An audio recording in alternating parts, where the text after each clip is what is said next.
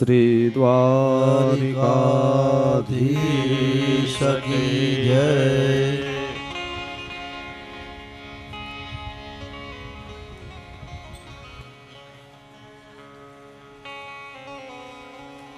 ઓમકાર બિંદુ સંયુતમ નિત્યમ ધ્યાયન્તિ યોગિનઃ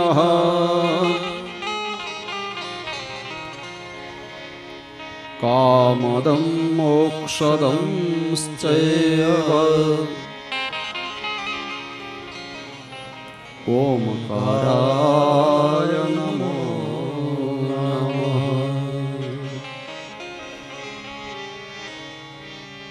ઓમ મંગલમ ઓમકાર મંગલમ ઓમ મંગલમ ઓમકાર મંગલમ ઓમ મંગલમ ઓમકાર મંગલમ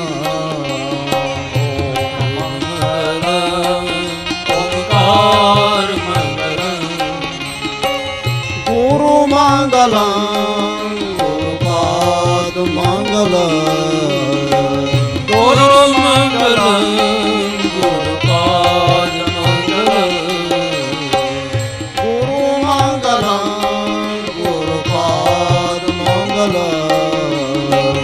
ગુરુ મંગલમ ગુરુપાદ મંગલમ ઓમ મંગલમ ઓમકાર મંગલમ ઓમકાર મંગલમ ઓમ મંગલમ ઓમકાર મંગલમ ઓમકાર મંગલમ સદગુરુ મંગલમ ગુરુપાદ મંગલમ ગુરુ મંગલમ ગુરુપાદ મંગલમ ગુરુ મંગલમ ગુરુપાદ મંગલમ ગુરુ મંગલમ ગુરુપાદ મંગલમ ઓમ મંગલમ ઓમકાર મંગલમ ઓમકાર મંગલમ ઓમ મંગલમ ઓમકાર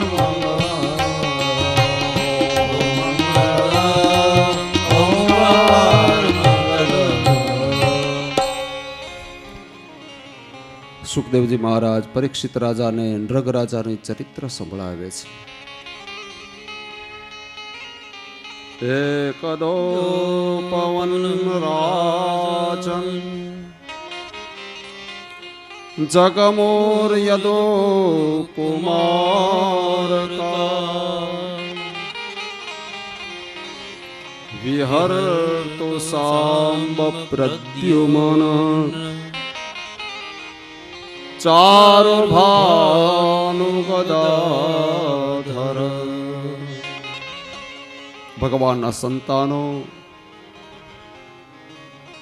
લક્ષ્મણાનો પુત્ર શાંબ, ચારો, ભાનુ, ગદાધર આવા બધા ભગવાનના સંતાનો રથમાં બેસીને વિહાર કરવા માટે નીકળ્યા છે. ક્રીડિતવા શુચિરમ તત્ર વિચિન્વતં પિપાસિતઃ જલમ નિરુદકે કૂપે દદ્રશો સત્વમુદ્ભુતં. પિપાસિતઃ શબ્દ વાપર્યો છે. તરસ લાગી છે યાદવ કુમારોને. એક વાવની અંદર જલ પીવા માટે આ યાદવ કુમારો ઉતરે છે તો એ વાવમાં એક મગર જેવડા વિશાળકાય કાકીડાને જુએ છે.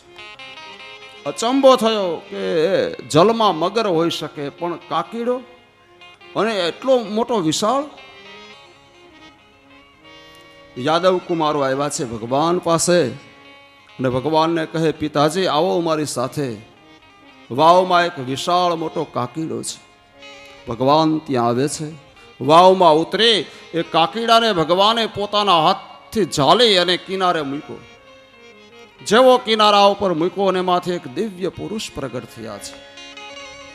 ભગવાનની પ્રદક્ષિણા કરે છે, ભગવાનની સ્તુતિ પાઠ કરે, પ્રભુના ધામમાં જાય છે.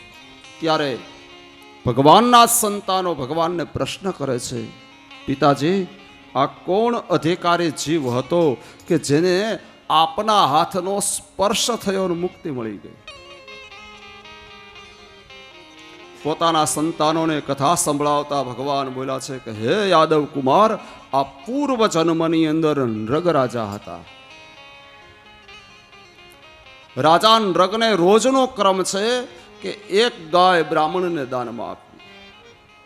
મોટી બધી ગૌશાળા, બ્રાહ્મણને બોલાવે, તિલક કરે, બ્રાહ્મણનું પૂજન અર્ચન કરે, સંકલ્પ કરાવે, પોતાના હાથથી ગાય દોરીને બ્રાહ્મણને આપે છે. સાથે એક વર્ષ ચાલે એટલું ઘાસ પણ આપે છે. રોજનો નિયમ છે.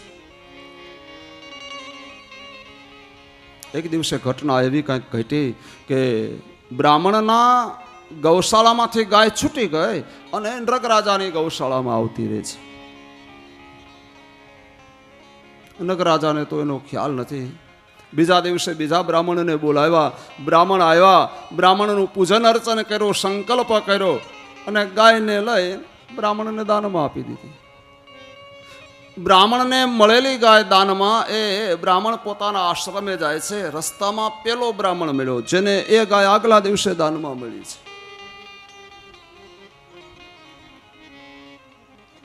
પેલો બ્રાહ્મણ કહે, આ ગાયનો માલિક હું છું. ગઈકાલે રાજાએ મને દાનમાં આપેલી. મારી ગૌશાળામાંથી આ ગાય છૂટે રાજાની ગૌશાળામાં ભળી ગઈ, તો આ ગાયનો સાચો માલિક હું છું, મને ગાય સોંપી દે. પેલો બ્રાહ્મણ કહે, હજુ લઈને જ આવું છું. હમણાં આજે રાજાએ મને દાનમાં આપીને સીધો તું માલિક થઈ જાય છે. બંને બ્રાહ્મણ વચ્ચે વિવાદ થયો છે. કહે ચાલો ન્યાય મેળવવા રાજા પાસે જઈએ. નૃગ રાજા પાસે બંને બ્રાહ્મણો આવ્યા અને નૃગને કહે, નૃગ આ ગાયનો માલિક કોણ કહે? નૃગ રાજાએ વચ્ચેનો રસ્તો કાઢ્યો કે જે બ્રાહ્મણ આ ગાયને જતી કરે એને આવી બીજી ગાય દાનમાં આપો. બ્રાહ્મણ એકના બે ન થયા. નૃગ રાજાએ કીધું એક નહીં, બે ગાય દાનમાં આપું જે બ્રાહ્મણ આ ગાયને જતી કરે. છેલ્લે એવું નૃગ રાજા બોલ્યા છે કે જે બ્રાહ્મણ આ ગાયને જતી કરે એને 100 ગાય દાનમાં આપું, પણ જતું કરે તો બ્રાહ્મણ છે ના. જતું કરવાની ભાવના જ નથી. નૃગ રાજાને કે બહુ દાનેશ્વરી છો એ ખબર છે, એક આપું 100 આપું વાતું કરે છે. આ ગાયનો માલિક કોણ એ બતાવ. અને ક્યારનો કાકીડાની જેમ ડોક હલાવે છે. શ્રાપ આપું છું તને, તું કાકીડો બન. નૃગ રાજા ઉભા થઈને બ્રાહ્મણના પગ પકડી લીધા છે. ભૂદેવ હવે મને બતાવો આમાંથી મારી મુક્તિ ક્યારે થશે? કહે ભગવાન દ્વારિકાનાથનો સ્પર્શ થશે ત્યારે તારી મુક્તિ થશે. આજ ભગવાન નાથનો સ્પર્શ થયો, નૃગ રાજાની મુક્તિ મળી. ભગવાને આ કથા પોતાના જ સંતાનોને સંભળાવવા કીધી છે કે હે યાદવ કુમાર, યાદ રાખજો, ભૂલે ચૂકે બ્રાહ્મણનું ધન આપણી તેજુરીમાં ન આવવું જોઈએ. બ્રાહ્મણનું ધન હરણિયા પારા જેવું છે બતાવવા માટે ભગવાને આ કથા પોતાના જ યાદવોને સંભળાવી છે. અને ત્યાર પછી કથાનો પ્રસંગ બતાવ્યો. બલભદ્ર કુરુશ્રેષ્ઠ ભગવાન રથમાં સ્થિત સરદેશુત્કંઠ પ્રયોયો નંદગોકુલ.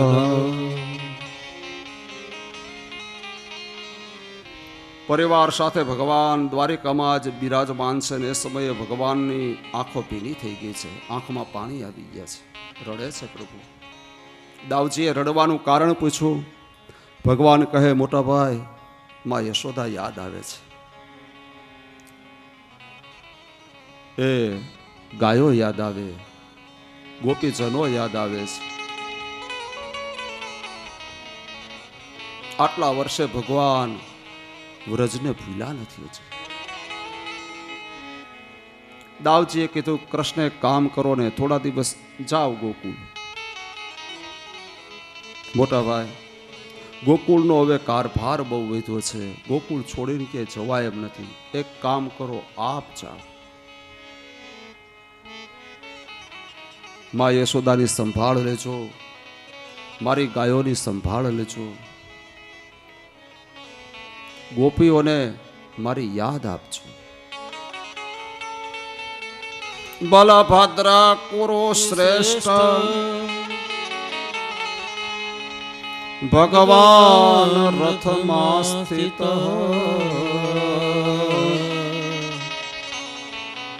સરદેક સુરત કંઠ પ્રયોજો નંદ ગોકુલમ. નંદ બાબાના ગોકુળની અંદર રથ લઈને દાઉજી મહારાજ આવ્યા છે. નંદના આંગણામાં રથ ઉભો છે.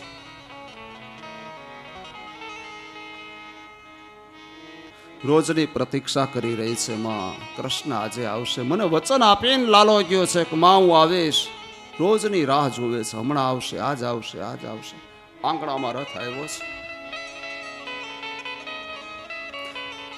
દાવજી રથમાંથી નીચે ઉતર્યા છે.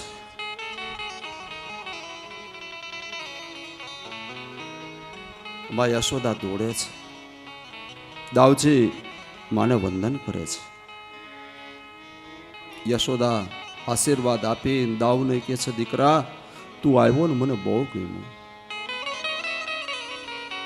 દાવ, કૃષ્ણ કેમ ના આવ્યો? દાવ, મેં એવું સાંભળ્યું છે કે કૃષ્ણ સોનાની નગરીનો રાજા બની ગયો છે, સાચી વાત છે? હા માં, તમારા આશીર્વાદ છે. દ્વારિકા સોનાનું છે. માં યશોદા બહુ રડ્યા છે. તો પછી આ ગરીબડી માં યશોદાને ભૂલી જ જાય ને, કારણ સોનાની નગરીનો રાજા બની ગયો છે. દાવજી કહે, માં રડશો નહીં. એક દિવસ એવો નથી કે તમને ગોકુળને ગાયોને યાદ કરીને કૃષ્ણ રડ્યા ન હોય, એવો એક દિવસ નથી. આજે માં અચાનક એની આંખમાં આંસુ આવ્યા, એને મને અહીંયા મોકલ્યો છે. ગોપીજનોને ખબર પડ્યા આવ્યા છે નંદાલયમાં. ગોપીઓ બહુ રડે છે. દાવજી સાંત્વન આપે છે, ગોપીઓ શાંત થતા નથી. દાવના મનમાં વિચાર આવ્યો છે કે જે જગ્યા ઉપર ભગવાન રાસ રમ્યા, ગોપીઓને ત્યાં લઈ જાવ મધુવનમાં, કે ગોપીઓને સાંત્વન મળે, થોડીક હિંમત મળે. રથમાં બેસાડી અને દાવજી શ્રી યમુનાના કિનારે મધુવન છે, મધુવનની અંદર આવ્યા છે. દાવજી જેવા મધુવનમાં આવ્યા અને રથમાંથી ગોપીઓ કૂદી પડી છે. વૃક્ષને બથ ભરીને ગોપીઓ રડે છે, કોઈ અમને કૃષ્ણ બતાવો, કોઈ અમને કૃષ્ણ બતાવો.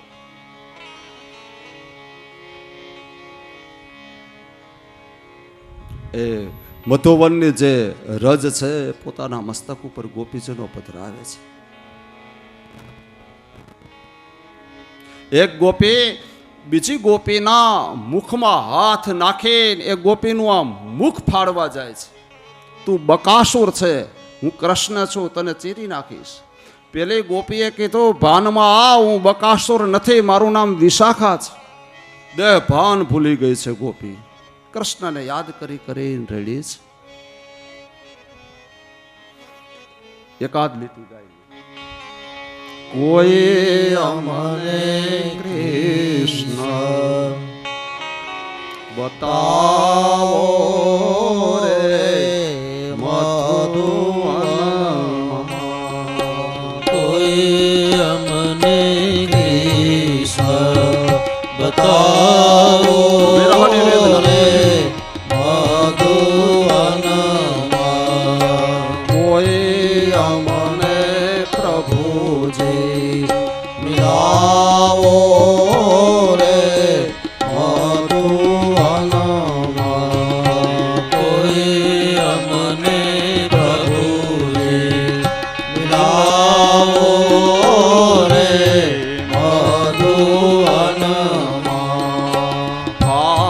કંકા ચિરાને હાર મારા તૂટા પાટંતા ચિરને હાર મારા તૂટા પાટંતા ચિરાને હાર મારા તૂટા પાટંતા ચિરને હાર મારા તૂટા એ નીરા ભરણા મારા લોચનીએ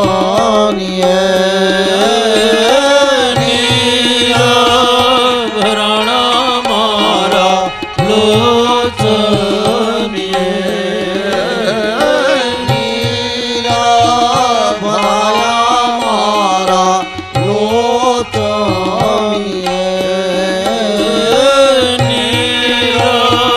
ભરણા મારા લોચનીએ કોઈ અમને કૃષ્ણ બતાવો રે મધુવનમાં કોઈ અમને કૃષ્ણ બતાવો રે મધુવનમાં કોઈ અમને પ્રભુજી મિલાવો રે મધુવનમાં કોઈ અમને પ્રભુજી મિલાવો રે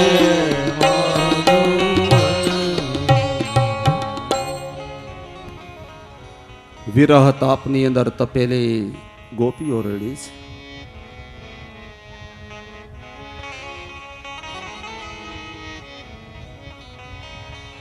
પછી તો દાવજી મહારાજ ગોપીઓની સાથે રાસ રમે છે. વન વિહાર કરવા ગોપીજનો સાથે દાવજી જાય છે ત્યારે દ્વિવિધ નામનો વાનર મળે છે. કુચેષ્ટા કરતા દાવજી મહારાજ વિવિધ વાનરનો વધ કરે, ઉદ્ધાર કરે છે. બલવલ આદિનો નાશ કર્યો. એક અધ્યાયમાં એ કથા બતાવી છે.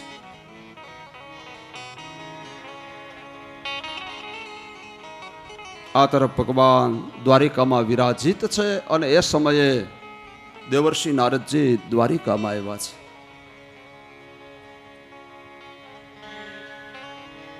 નારદજીએ પ્રભુ ચરણમાં વંદના કરી છે. ભગવાન નારદજીને પૂછે છે કે નારદ ક્યાંથી આવો છો ભાઈ? કહે પ્રભુ હસ્તિનાપુરથી આવું છું. હસ્તિનાપુરમાં બધા કુશળ તો છે ને. મારા ફૈબા કુંતા, ધર્મરાજ ઇત્યાદિ પાંચેય ભાઈઓ, દ્રૌપદી સૌ કુશળ તો છે ને. મારા બહેન સુભદ્રા કુશળ તો છે ને. હા પ્રભુ, આપની કૃપાથી હસ્તિનાપુરમાં સૌ કુશળ છે.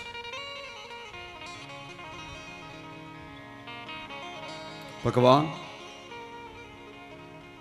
ધર્મરાજાએ આપણને નિમંત્રણ આપ્યું છે, તમને હસ્તિનાપુર બોલાવે છે. પાંડવોનો વિચાર કાંઈક એવો છે કે એમને રાજસુ યજ્ઞ કરવો છે.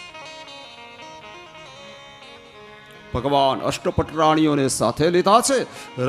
રથમાં બેસી અને ભગવાન હસ્તિનાપુર આવ્યા છે.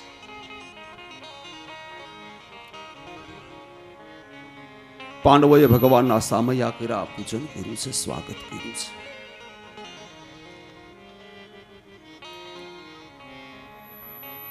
ધર્મરાજ પ્રભુના ચરણમાં વંદન કરી અને ભગવાનને પોતાનો પ્રસ્તાવ મનોરથ સંભળાયો છે. પ્રભુ, મનમાં એક મનોરથ થયો છે કે રાજસુ યજ્ઞ કરું, પણ એ યજ્ઞમાં આપની અનુકંપા જોઈએ. જો આપની કૃપા ન હોય તો એ યજ્ઞ ન થાય. માટે તમે આશીર્વાદ આપો તો આપણે યજ્ઞ કરીએ. ભગવાન કહે સારો વિચાર આવ્યો છે, યજ્ઞ કરો. ભગવાને ધર્મરાજને કીધું, ધર્મરાજ યજ્ઞની ભૌતિકતા તું સમજે છે? રાજસુ યજ્ઞ ક્યારે થઈ શકે તને ખ્યાલ છે? કેમ પ્રભુ? રાજસુ યજ્ઞ કરતા પહેલા 10 દિશાઓના રાજાને જીતવા પડે.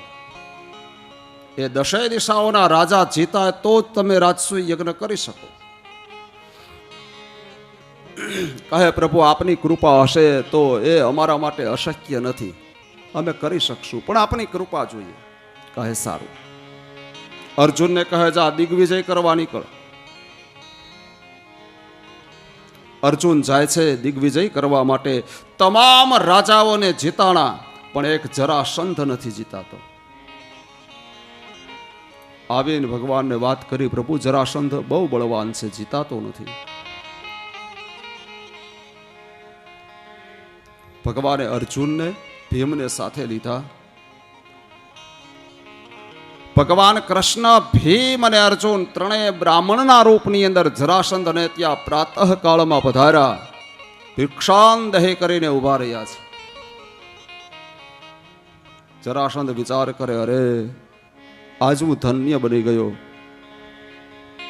આજ પ્રાતઃ કાળમાં મને બ્રાહ્મણના દર્શન થયા, મારે આંગણે આ 3 ભૂદેવો પધાર્યા, હું ધન્ય બની ગયો.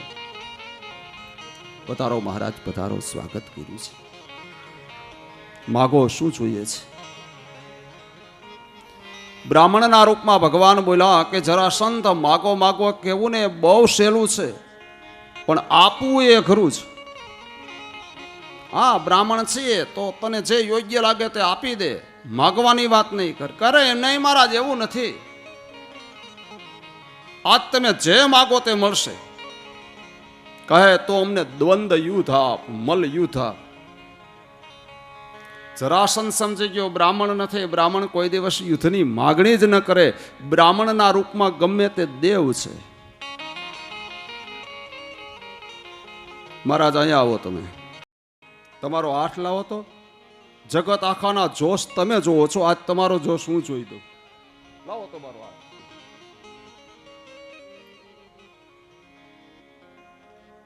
જરાસંધે અર્જુનનો ભીમના હાથ અને ભગવાનના હાથ જોઈને કીધું, બ્રાહ્મણ નથી, ક્ષત્રિય છો. ઓળખી ગયો. જો જ્યોતિષી નથી હો, જરાસંધ જ્યોતિષી નથી, પણ બુદ્ધિશાળી છે. એને બુદ્ધિથી તપાસ કરી, બ્રાહ્મણ નથી. કારણ કે બ્રાહ્મણ જો હોય ને, એને અહીંયા આટલી ચામડી કઠણ થઈ ગઈ હોય. સંધ્યા કરવા માટે રોજ દર્ભ ઉચકાવે, દર્ભ આમ ચાલે ને ખેંચે એટલે દર્ભની ધાર અહીંયા વાગે, એની ચામડી અહીંથી કઠણ હોય. બ્રાહ્મણ નથી. આપ ક્ષત્રિય છો. ધનુષ્ય ઉપર આખો દિવસ આમ દોરી ચડાવતા હોય ને મૂકતા હોય ને, ચડાવે ને મૂકે એટલે અહીંયા ચામડી કઠણ થઈ ગઈ છે, દંડ પડી ગયા છે. તમે ક્ષત્રિય છો, જાણી ગયું. કેવો ચતુર છે જો જરાસંધ. હવે મૂળ રૂપમાં પ્રગટ થાવ, કોણ છો આપ? અને ભગવાન ભીમ અને અર્જુન મૂળ રૂપમાં પ્રગટ થયા. અને જરાસંધ ખડખડાટ હસી પડ્યો કે યુદ્ધની માગણી કરે છે કૃષ્ણ. અરે મારી સામે યુદ્ધનું મેદાન છોડીને ભાગનાર રણછોડ જૈન દ્વારિકાઓ રહેવા વયો ગયો ને હવે યુદ્ધની માગણી કરવા આવ્યો છે. તું તો કાયર છે, તારી સાથે યુદ્ધ ન હોય.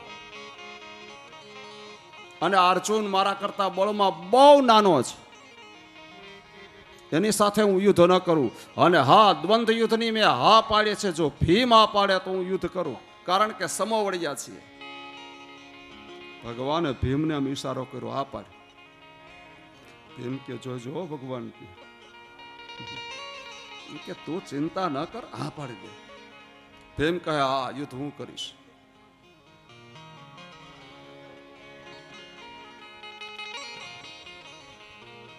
અને પછી તો દ્વંદ યુદ્ધ ચાલુ થયું. પણ આ તો જરાસંધ ને ભાઈ અતિશય બળવાન, અને એટલો જ પાછો માયાવી. ભીમને એટલા બધા ગદાઓના પ્રહાર થયા, એટલા બધા ગદાઓના પ્રહાર થયા, ભીમથી વેદના સહન ન થઈ. ભગવાન અને અર્જુન વૃક્ષ નીચે ઉભા હતા, તાલીઓ વગાડે છે. આવ્યો ભીમ.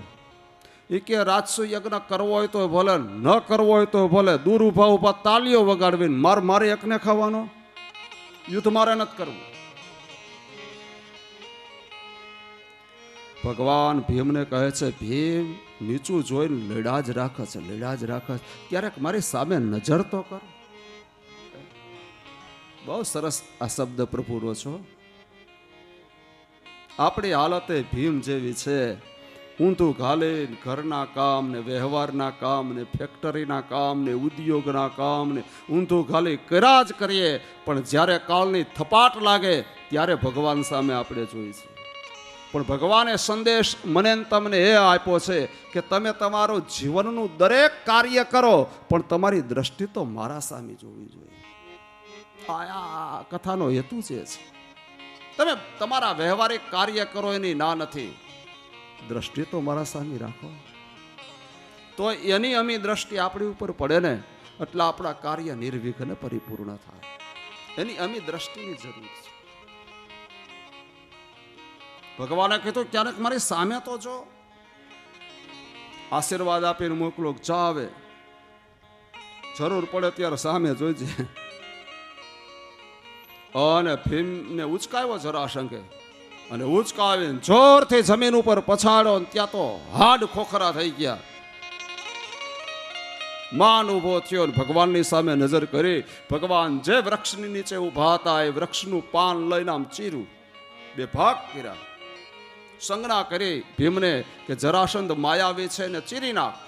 અને જરાસંઘે હરિસ્મરણ કરીને પોતાની તમામ શક્તિઓ એકત્રિત કરીને ઉઠાવ્યો જરાસંઘને, અને જોરથી જમીન ઉપર પછાડ્યા.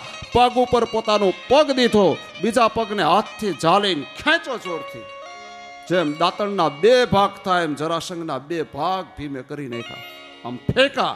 પણ આ તો માયાવી ને ભાઈ, એ બંને ભાગ આમ દળતા દળતા ભેગા થયા. જરાસંઘ ઉભો થયો અને લીધી ગદા હાથમાં, તૂટી પડ્યો ભીમ ઉપર. ભગવાન સામે નજર કરી, ભગવાને વળી સંજ્ઞા કરી બે ભાગ કરવાની, અને વચ્ચે આમ ખોબો ભરીને માટી પધરાવવાનું કીધું. અને ભગવાને ઈશારો કર્યો, શિવલિંગની સ્થાપના કર. જરાસંઘને ચીરીને એના બે ભાગ અલગ કર્યા, અને બે ભાગ ભેગા થવા જાય. અને ભીમ દોડ્યો, દોડીને રેતીનો ખોબો ભરે ભગવાન મહાદેવની પ્રતિષ્ઠા વચ્ચે કરી દીધી. જરાસંઘ મરાયો. આવ્યા હસ્તિનાપુર, અને હવે રાજસુ યજ્ઞની પૂર્વ તૈયારી. જેનામાં જેવી યોગ્યતા હતી એવું કામ ભગવાને સોંપ્યું છે. કહે, યુધિષ્ઠિર તમે અને દ્રૌપદી યજ્ઞના યજમાન બનો, દેવ સેવા તમારા હાથથી કરવાની છે. અર્જુનને કહે, યજ્ઞનું સંરક્ષણ ખાતું તારા હાથમાં, યજ્ઞની રક્ષા કરવી એ તારું કામ છે, કારણ કે બાણાવળી છે ને. નકુલને કહે, આ છાંયો કરવો, મંડપ સર્વિસનું કામ એ તને સોંપું છું. ભગવાને જુઓ કેવી યુક્તિ કરી છે. નકુલના સસરા પાસે મંડપ સર્વિસનો બહુ મોટો વ્યવસાય છે. પાતાળમાં નાગલોક એ નકુલના સસરા છે, અને એની પાસે મંડપ સર્વિસનો મોટો વ્યવસાય. એટલે દીકરીની ઘરે લગ્ન પ્રસંગ હોય કાંઈ તો સસરા થોડા ભાડું લેવાના, એટલે એ એમને પૂરું કરી દીધું. હા, રોગે રોગું.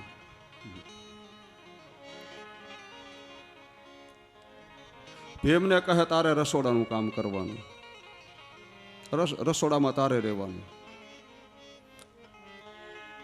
જો ભૂખાળવા માણાને જ રસોડું સોંપાયો પ્રસંગમાં. જે વધારેમાં વધારે જમી શકતો હોય ને રસોઈને કામ એને સોંપાય. 50 ગ્રામ ખાતો હોય ને એને ન સોંપાય. રસોઈ ઘટે, બગડે, પ્રસંગ બગડે આપણો. કારણ કે એને 50 ગ્રામ ચાલતું, એટલે એમ કે કેટલા માણસનું રસોડું છે, તો કે 1000 માણસનું, 50 ગ્રામે ગુણી નાખે, આટલી રસોઈ બનાવો, ઘટે. જે વધારે જમી શકતો હોય એને રસોઈનું કામ સોંપવું, જેથી પ્રસંગ ઉજળો લાગે. દુર્યોધનને કહે, તને દાનનું કામ, જે કોઈ અતિથિ આવે, યાચક આવે, એને તારે દાન આપવાનું છે. દુર્યોધનના મનમાં મેલી મુરાદ છે કે હું એટલું બધું દાન આપીશ કે પાંડવોની તેજુરીના તળિયા દેખાઈ જાય. દુર્યોધનને ખ્યાલ નથી કે મારા હાથમાં પદ્મ છે, જેમ વધારે દાન આપે એમ વધારે પાછું આવે. દુર્યોધનને ખ્યાલ નથી, ભગવાનને ખ્યાલ છે. એટલે દાનનું કામ એને સોંપ્યું. કર્ણને મહેમાનની આગતા સ્વાગતા સોંપી છે. બધાને યોગ્ય રીતે બધાના કામ સોંપાઈ ગયા. ભગવાન કહે ભાઈ આ યજ્ઞમાં મારે શું કામ કરવાનું? બાજુમાં ભીમ બેઠો તો ઊભો થયો કે હવે જે કામ બાકી છે તમારે કરવાનું. ભગવાન કહે લગભગ તો મારા ખ્યાલમાં હવે કોઈ કામ વેચવાનું બાકી નથી, અને છતાં તારા ધ્યાનમાં આવતો હોય તો કે એ હું કરીશ. કહે ભગવાન આટલા બધા મહેમાનો આવશે, વૈષ્ણવો આવશે, ભક્તો આવશે, સંતો મહંતો આવશે, આ બધા જમી જમીન ઊભા થશે તો એની એથી પાતર કોણ ઉઠાવશે? અને આ પીરસવા વાળાનું કાંઈ ન કે ગુંદીન ગાંઠિયા ચારે બાજુ ઢોળતા જતા હોય, ગંદકી થાય, આ બધું સાફ કોણ કરશે? વાળશે કોણ? અને ભગવાન આસન ઉપરથી ઊભા થયા છે. ઊભા થઈને દાંત કાઢતા કાઢતા કામનો સ્વીકાર કર્યો કે હા એ કામ હું કરીશ. હું મારા વૈષ્ણવોના, મારા ભક્તના પાતર હું ઉઠાવીશ. આ ભૂમિને હું સાફ કરીશ.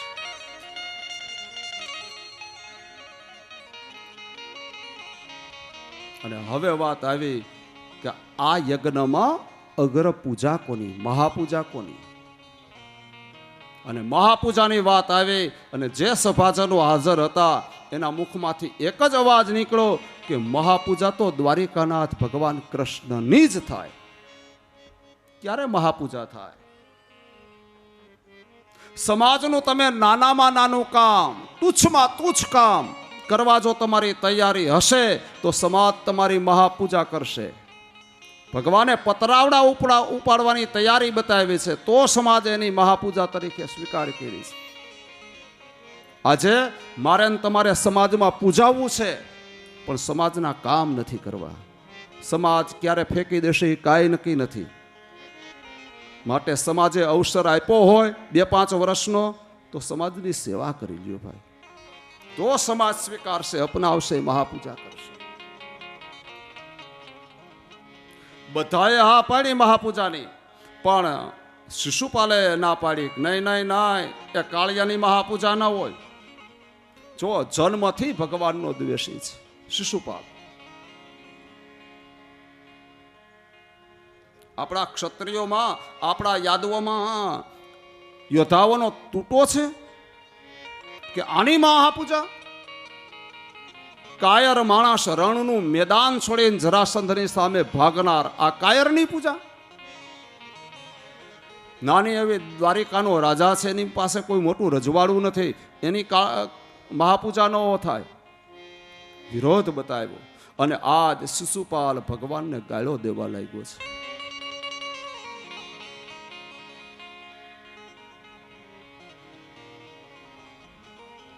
થોડાક શિશુપાલના જન્મની કથા બતાવું. શિશુપાલનો જ્યારે જન્મ થયો છે ને ત્યારે એને 4 હાથ છે ને 3 આંખ છે. જન્મ સમયે આકાશવાણી થઈ કે જે કોઈ યોદ્ધો આ બાળકને એની ગોદમાં લે અને એના 2 હાથ અને 3જું નેત્ર ખરે તો એ યોદ્ધાથી આ બાળકનું મૃત્યુ છે. કૌતુક જોવા સૌ કોઈ આવે. એમાં એક વખત દ્વારિકાનાથ આવ્યા દ્વારિકાથી, અને ભગવાન કૃષ્ણએ એ શિશુપાલને ઉઠાવે પોતાની ગોદમાં મૂક્યો અને 2 હાથ અને 3જી આંખ ખરી ગઈ.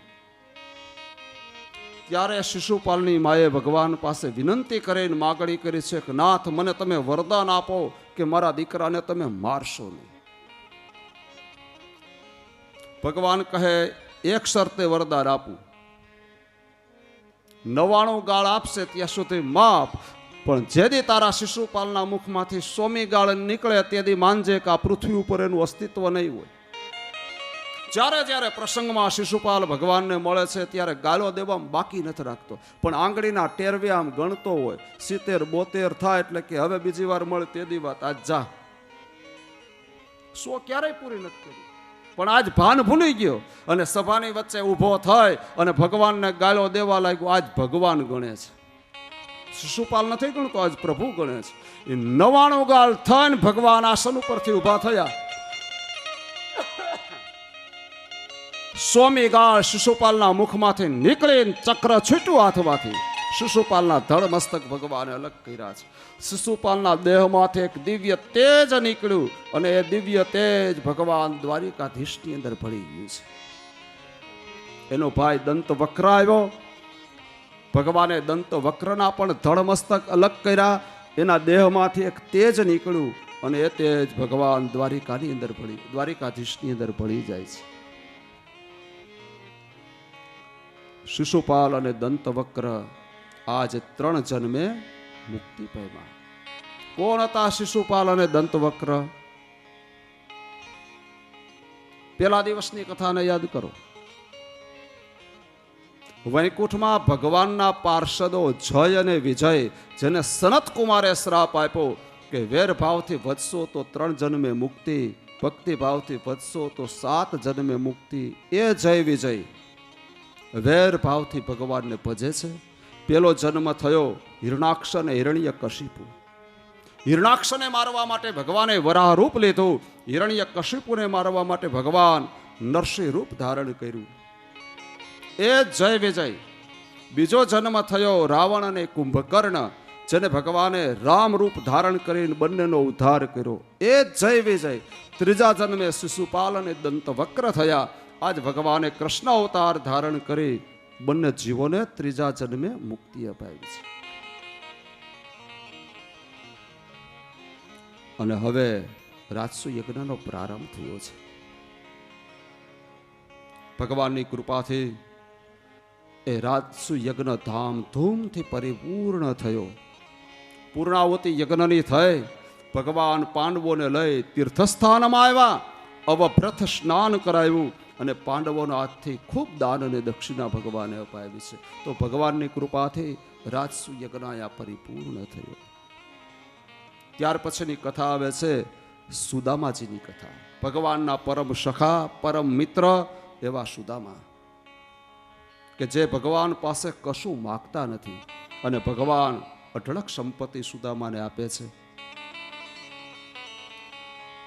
પણ આ સુદામા ચરિત્રની કથા એ અમારે પૂજ્ય હું દાદાને કહીશ કે એમના મુખથી એ કરશે. પ્રવીણ દાદા ભાગવત કથાના બહુ સારા વક્તા છે. 7 દિવસ ત્યાં હું વિચાર કરતો હતો ક્યારે મને મોકો મળે દાદાને સાંભળવાનો.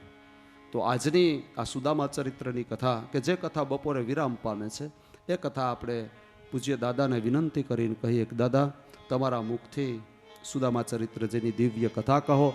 અહીંયા દાદાને માઇકને સ્ટેન્ડ આપી દેજો ભાઈ. બોલ્યે દ્વારિકાધીશ કી જય. રાજા રણ છોડ તમે રાજા રણ છોડ.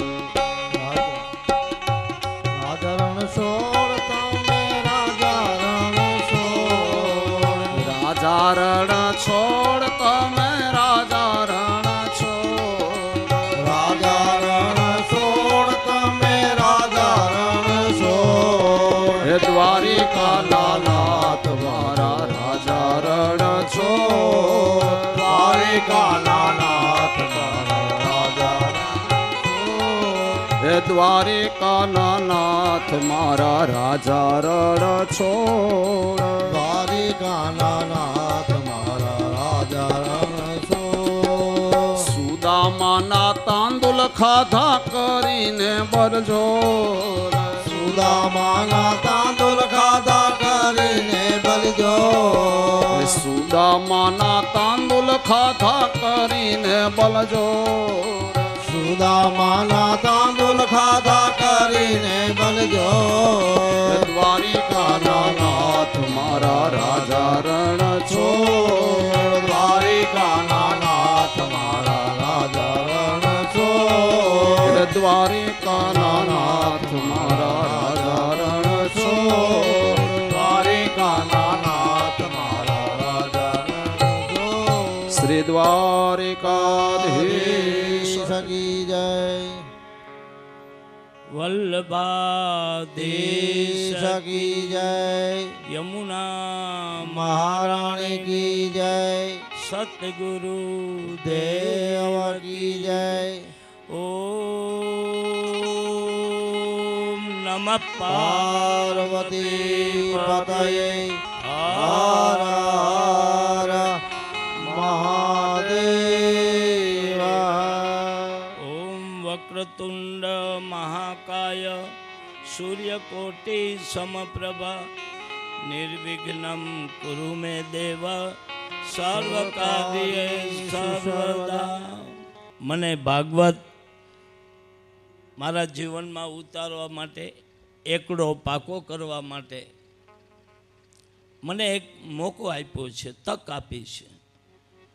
તકને આગળ ચોટલીને પાછળ ટાઈલ હોય. આપણી સામે તક આવીને ઊભી રહીને જો વિચાર કરવા રહે તો તક વહી જાય, ટાઈલમાં છટકી જાય.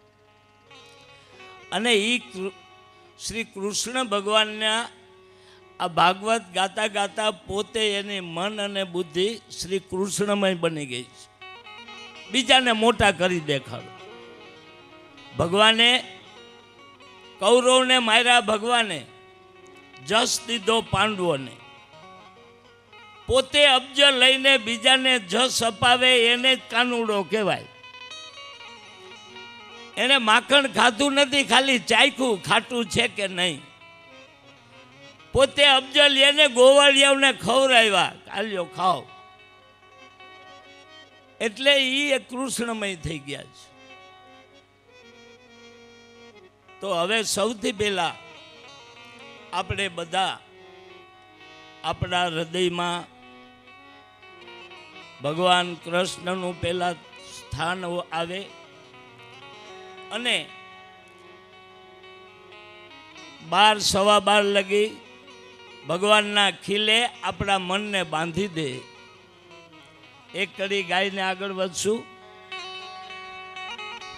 પ્રભુને રહેવાનું મન થાય એવું હૃદય બનાવું મારું. પ્રભુને રેવાનું મન થાય એવું હૃદય બનાવું મારું. એ મંદિર કહેવાનું મન થાય એવું હૃદય બનાવું મારું. મંદિર કહેવાનું મન થાય એવું હૃદય બનાવું મારું. મૂર્તિ તારી મુજ હૃદયના મંદિરમાં પધરાવું. મૂર્તિ તારી મુજરા ભગવાનને કહી છે આપણે, ભગવાનને કહી મંદિરમાં પધરાવો. મૂર્તિ તારી મુજ હૃદયના મંદિરમાં પધરાવું. મૂર્તિ તારી મુજરા દયના મંદિરમાં પધરાવો. જીવન પુષ્પ કરી મધ મધ તું તવ ચરણે ધરાવું. જીવન પુષ્પ તવ ચરણે પધરાવો. એ મને તું મારા માં દેખાય, મને તું મારા માં દેખાય એવું હૃદય બનાવું મારું.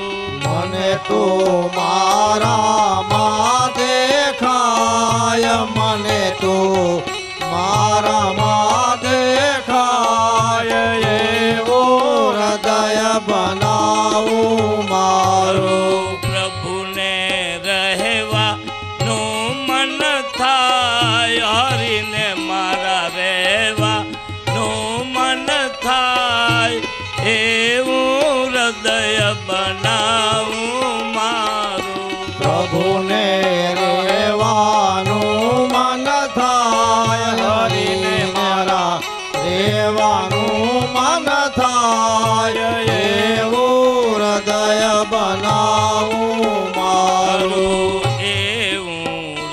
હૃદય બનાવું મારું, એવું હૃદય બનાવું મારું. સુદામા ચરિત્ર અસલ ભૂદેવ, ભૂમિનો દેવ.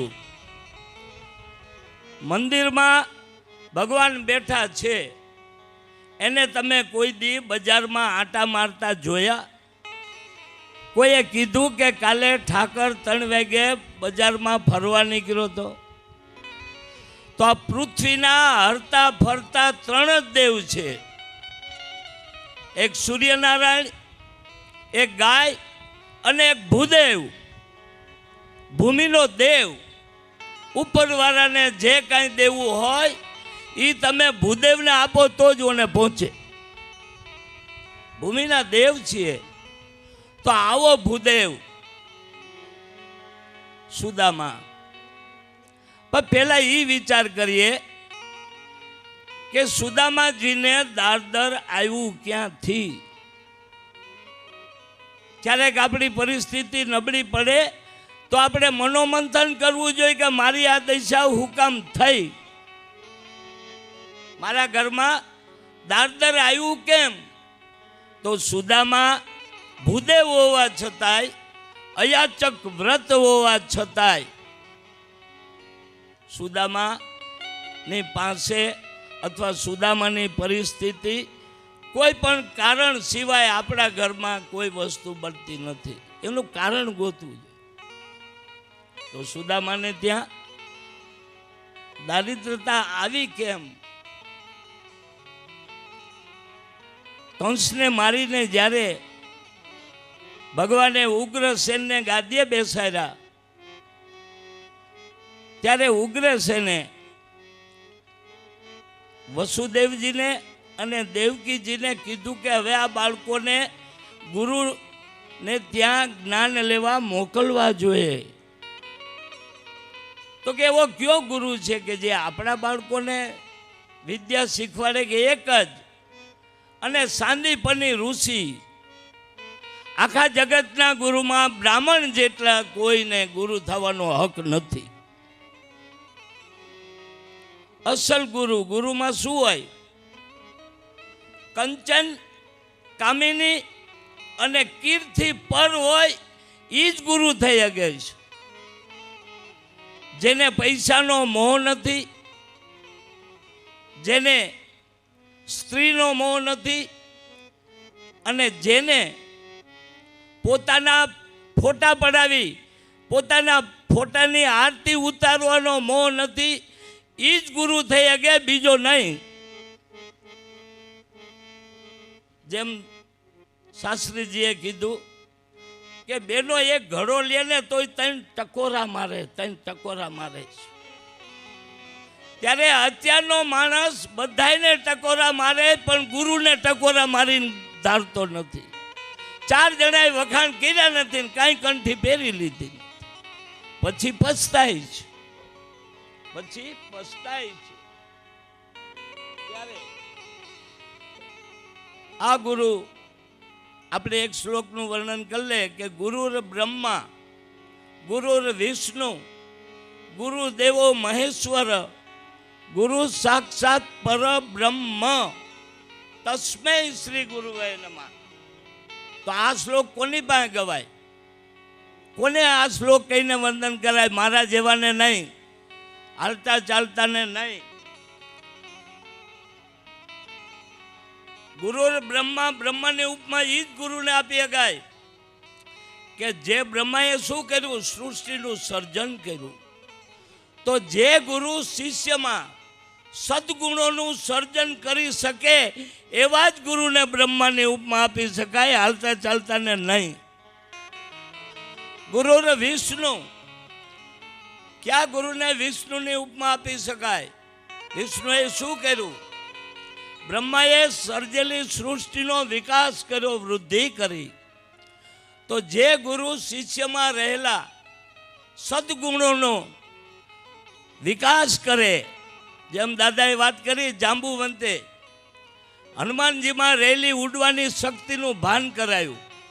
કે તમે ધારો તો ઉડી શકો, એ આવા જ ગુરુને વિષ્ણુની ઉપમા આપી શકાય, હાલતા ચાલતા ને નહીં. ગુરુર બ્રહ્મા ગુરુર વિષ્ણુ. અને ક્યાં ગુરુને શિવની ઉપમા આપી શકાય? શિવે શું કર્યું? નિંદામણ. તો જે ગુરુ શિષ્યમાં રહેલી કુટેવોનું નિંદામણ કરે, તારું ખોટું બોલવાની ટેવ મને દઈ દે, બીડી પીવાની ટેવ મને દઈ દે, ફાંકી ખાવાની ટેવ મને દઈ દે, ઈર્ષા કરવાની ટેવ મને દઈ દે, આવું જે ગુરુ શિષ્યમાં કુટેવોનું નિંદામણ કરે, એ જ ગુરુને શિવની ઉપમા આપી શકાય, ગમે એને નહીં. અને ગુરુ સાક્ષાત પરબ્રહ્મ. બ્રહ્મ એટલે શિવ અને જીવનું મિલન. તો જે ગુરુ શિવ અને જીવનું મિલન કરાવી શકે, એવા જ ગુરુને બ્રહ્મની ઉપમા આપી શકાય. એટલે વસુદેવે કીધું કે આપણા બાળકોને જો કોઈ જ્ઞાન આપી શકે એમ હોય તો સાંદીપની ઋષિ જ છે, બીજું કોઈ નહીં. ટૂંકમાં એની પાસે લઈ ગયા. સાંદીપને કીધું કે હું વિદ્યાના એક પણ પૈસો લેતો નથી, કારણ કે વિદ્યા વેચાય નહીં. અત્યારે કમાવા માટેની, વિદ્યા માટેની દુકાનો ચાલુ થઈ ગઈ છે. પણ એક ધ્યાન રાખવાના, રાજકુમાર હોય કે ગરીબ માણસ હોય, મારા આશ્રમે જે વિદ્યા લેવા આવે એને બધાય કામ કરવા પડશે. એને પાણી વારવાય જવું પડશે, ગાયો ચરાવાય જવું પડશે, વાસણે માંજવા જોશે, અને લાકડા થઈ ગયા હોય તો કાપવા પણ જવું પડશે. એક દિવસ સાંદીપની ઋષિ બહાર ગયેલા અને ગોરાણી લાકડા થઈ રહેલા. સામે કૃષ્ણ ભગવાન અને બળદેવ અને સુદામા, જો એની મિત્રતા થઈ ગઈ. મિત્રતા હંમેશા સ્વભાવ પ્રમાણે જ થાય. જેવા જેવા સ્વભાવના માણસ હોય એવી જ મિત્રતા થાય. એ આ કોના ભેગો રખડે એમને ખબર પડી જાય કે આ ના મિત્ર કેવા હશે. અમે શાસ્ત્રીજીને માણાચાર્ય છે. તો સુદામા, કૃષ્ણ અને બળદેવની મિત્રતા થઈ ગઈ. હંમેશા આપણાથી ઊંચો મિત્ર ગોતો, બુદ્ધિશાળી. આપણાથી નબળો મિત્ર ન ગોતો કોઈ દી, મારા કરતાં વધારે બુદ્ધિશાળી હોય. યાદ આવ્યું એટલે કહું કે એકવાર એક સિંહ ફરવા નીકળ્યો, એની સાથે હંસ હતો. હંસ એક બ્રાહ્મણ કાયમ વનમાં બપોરે ઊંઘવા આવે ઝાડ નીચે.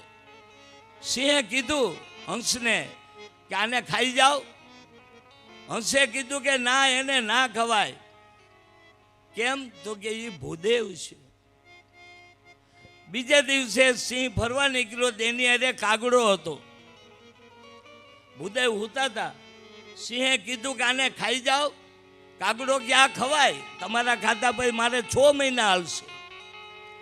ત્યારે સિંહે ભૂદેવને ઉઠાડીને કીધું, ભૂદેવ ઉઠો, ઘર ભેગા થઈ જાઓ. કે કેમ? કે આજ મારો સલાહકાર બદલી ગયો છે. આપણે કેવા મિત્રની, કેની સલાહે ચાલીએ છીએ એ જ અગત્યનું છે. મારી આયા કરે એ જ મારો એમ નહીં. ત્યારે ગોરાણીએ કીધું કે આલ્યો આ 3 દોયડા, 3 કુવાડા અને લાકડા કાપી આવો, જાઓ. પછી એને સુદામાને બોલાવ્યા કે અહીંયા આવો. કે શું? આ પોટલીમાં શેકેલા ચેણા છે, પણ સુદામા તમારા 3ના છે, અને 3 વહેંચીને ખાજો. ત્યારે ગયા લાકડા કાપવા.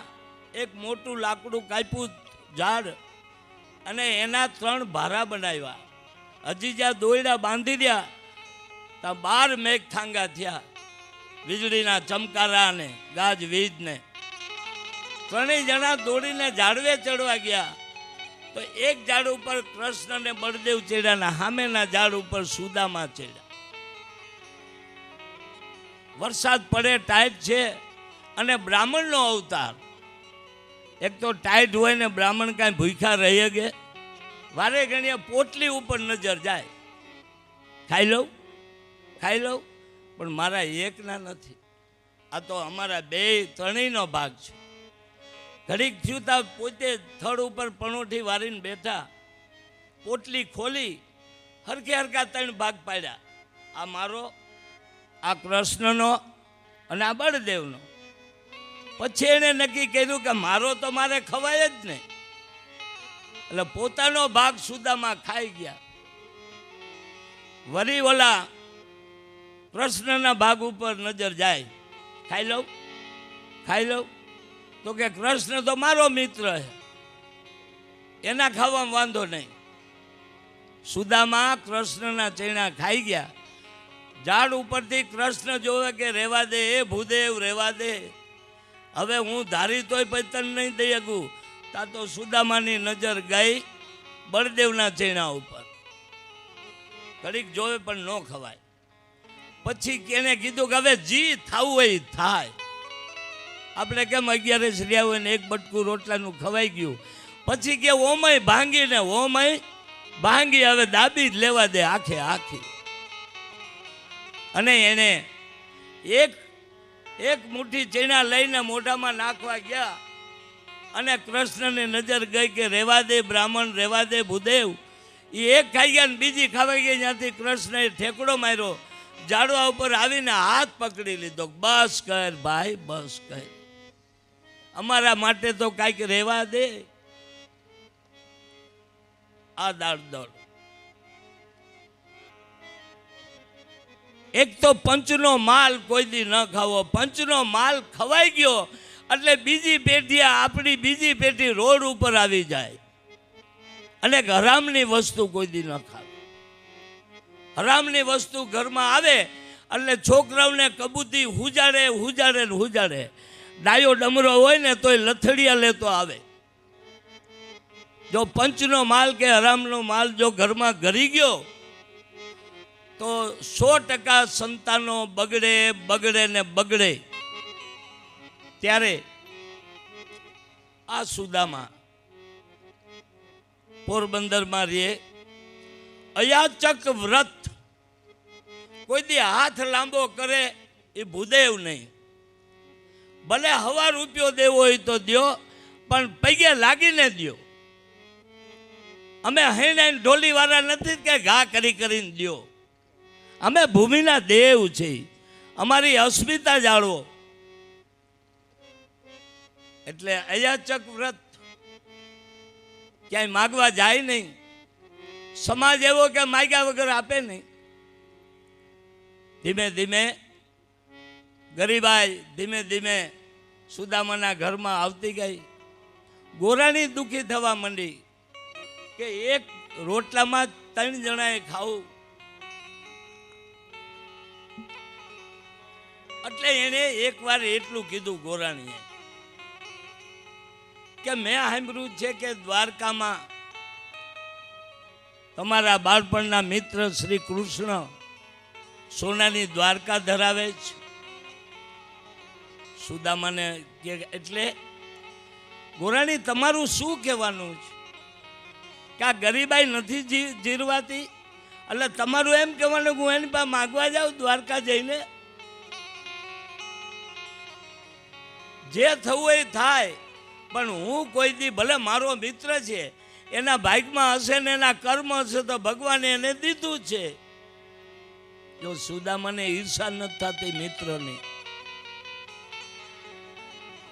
ઈર્ષા નથી કરતા. સુદામા કહે છે કે બહુ સરસ, એને સરસ કર્મ કર્યા એટલે એને આ બધું પ્રાપ્ત થયું છે. ત્યારે ગોરાણીજીએ કીધું કે તમે, હું એમ નથી કહેતી તમે માગવા જાઓ, પણ એને મળવા તો તમે જઈ શકો કે નહીં? તો કે હા, મળવા જઈ શકું. તો હું એમ કહું છું, સુદામાને ખબર છે કે માગીને મળે એને ભીખ કહેવાય, વગર માગે મળે એને ભેટ કહેવાય. આપણે ભગવાનના મંદિરે જઈને માથા પછાડી એક 4 વ્હીલ દે, એક 4 વ્હીલ દે, ભગવાન તરત કે જા દીધી. અરે ભિખારી હવે આવતો નહીં કોઈ દી મંદિરે. માગીને મળે એને ભીખ કહેવાય, વગર માગે મળે એને ભેટ કહેવાય. અને આપણને બધાએ ભગવાને વગર માગે દીધું. શું દીધું?